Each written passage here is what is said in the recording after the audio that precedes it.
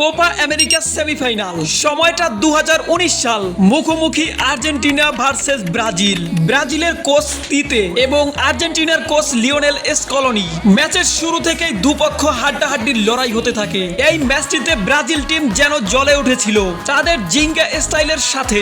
আর্জেন্টিনার ডিফেন্ডাররা যেন পেরে উঠছিল না। ম্যাচের 19 মিনিটে গ্যাব্রিয়েল জেসুস একটি গোল করেন, যে গোলটি ছিল দেখার মতো। আর্জেন্টিনার প্লেয়াররাও টার্গেটে কয়েকটি শুট করে, কিন্তু দুর্ভাগ্যবশত সেগুলো গোল হয় না। ডি বক্সের মধ্যে লিওনেল মেসি একটি ফাউলের শিকার হলেও রেফারি সেখানে কোনো পেনাল্টিই দেয় না।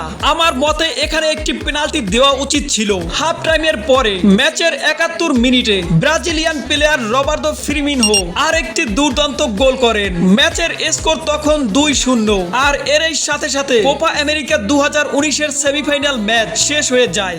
Then act like you mean it.